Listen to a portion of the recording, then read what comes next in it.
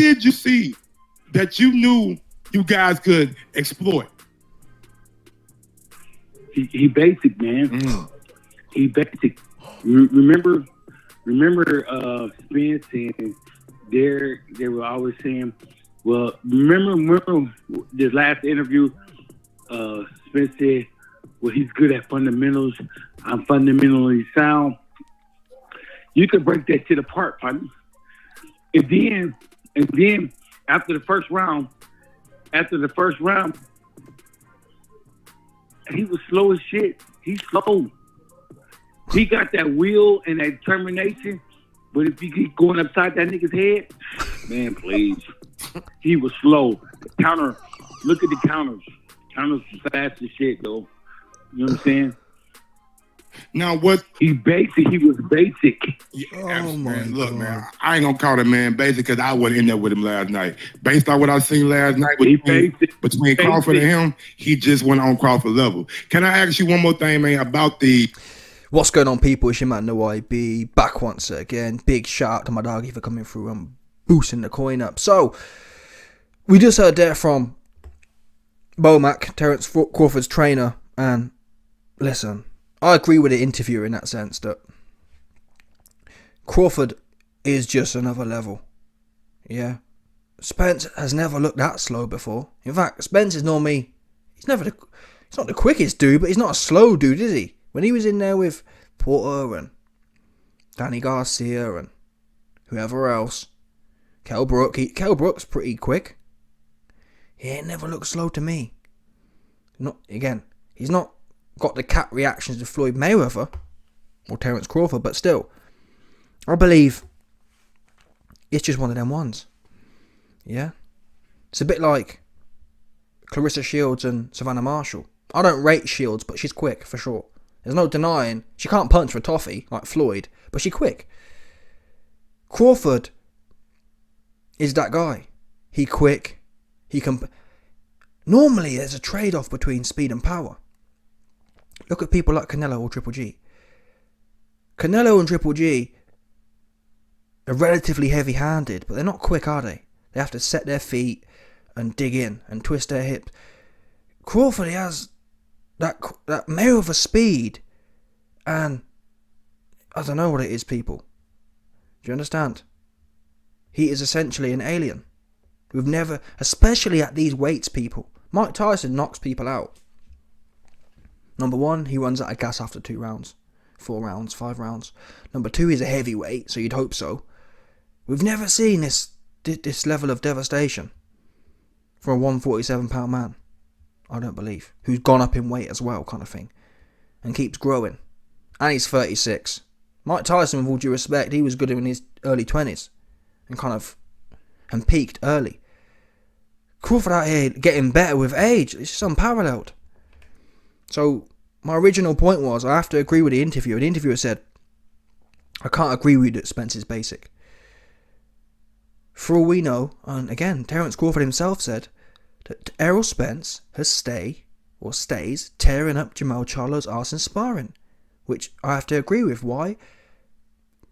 It's well known Jermell he's been trying to be Errol Spence's wife. Now, you don't get made someone's wife for nothing. Yeah, Errol Spence has earned that. He earned having Jermell Charlo as his wife on the block. That's his ass. Do you understand that? He turned that one out. Yeah, Jermell was just another Dusty Hood dude until he got into the lion pen with Spence. And now he's someone's wife. Come on, people. Why do you think Jermell loved fashion so much? Yeah?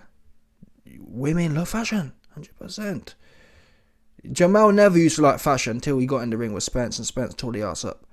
And oh damn, there's some pretty colours. You see that one? So my point is, I wouldn't say Jermell's basic. Jermell's an undisputed champion. For what it's worth, Errol Spence, in any other era, think about it, who would have the belt now if it wasn't for Spence? Or if it wasn't for Crawford, who would it be? Jeff Horn or Pacquiao? Come on. Or any one of them guys.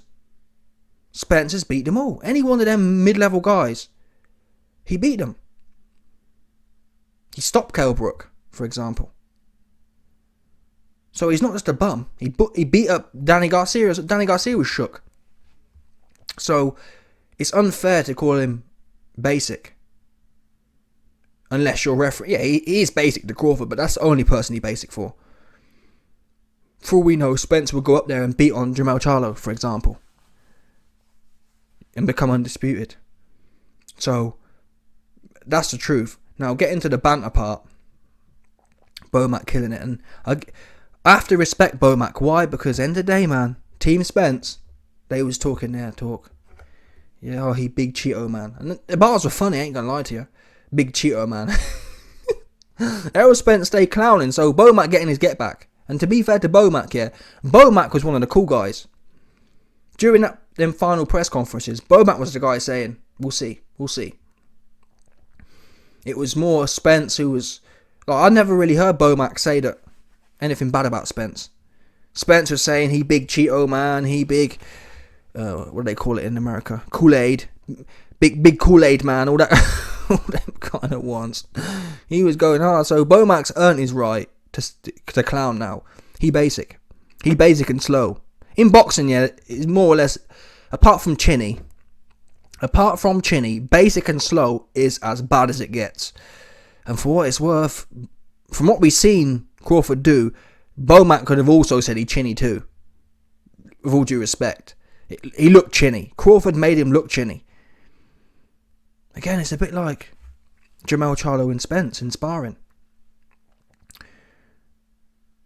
Errol Spence made Jermell Charlo look like he a female with blue hair. Yeah? Or sorry, he a dude with blue hair on. With blue long frilly hair. Yeah? And with his top tied lace, look. This is how the females walk around in jail, man. Yeah, like this one. You see this one? You know what I mean? They have their shirt all twist up. Like a little, I don't know. What's that woman's name? Britney Spears. That's what I heard. I heard Jermell Charlo came from the hood, got in the ring in Texas, and he left the ring with Errol Spence, and his shirt was flipped round like Britney Spears. Yeah? And his wig was all long and glowing. Green wig. Do you understand, people? Errol Spence punched a long female wig onto Jermell Charlo's head and turned his shirt inside out, so everyone know what time it was. And took his shorts off too. So Errol ain't no punk. Not only that, don't also forget Floyd Mayweather. So Errol Spence beats on Jermell Charlo, undisputed champion. He gets kicked out of the GOAT's gym for beating on him as well. Floyd Mayweather. Is he basic? He wasn't basic to Floyd. Yeah? Floyd don't kick you out of your gym for nothing. Floyd's an egomaniac. If Floyd can beat on your ass, he'd have you in there every day. Floyd would love nothing more yet than beating on world champion level ass. Because it gas him up. Look at the video we saw the other day. Floyd beating up some YouTuber. Like, it's weird. Floyd was in there loving it as well. Floyd was like clowning the guy like it meant something. Do you get my point? So trust me. If Floyd could have been in there, yeah, sunning Errol Spence, he'd have been done that. Oops. So he wasn't basic to Floyd. He wasn't basic to Jermell. He wasn't basic to Danny Garcia. He wasn't basic to Sean Porter. He basic to Crawford. And that's the bottom line. There's levels to the game. We saw levels. And a lot of people throw that term out there, but no, this was levels. There's not many examples of levels, yeah. This was levels. To be quite frank, I wouldn't even say Inoue and Fulton. Yes, Inoue was outboxing him. Yes, Inoue caught him with a good shot, yeah. But it wasn't that. Inoue wasn't beating his ass for 7 rounds. And also, Fulton ain't even that good. Fulton ain't no Errol Spence for sure. Fulton can't punch for toffee. Fulton's no good at all. So Inoue was supposed to do that. Do you understand? This was supposed to be... Inoue was always a 6-1 favourite or 5-1 favourite. So you don't get credit for that. This was I think it was 55-45 in the end for Crawford. This was a 55-45 fight on the money line. And Crawford went in there and it looked like a 90-10 fight. I've seen 90-10 fights look closer. Do you know what I mean? I think Isaac Cruz was a 7-1 favourite. He lost that fight. Do you understand? Anyway, salute to Bomac. He talking his ish right now. clowning. And I do have to say, technically speaking, Spence does look basic, but it's easy on hindsight, isn't it?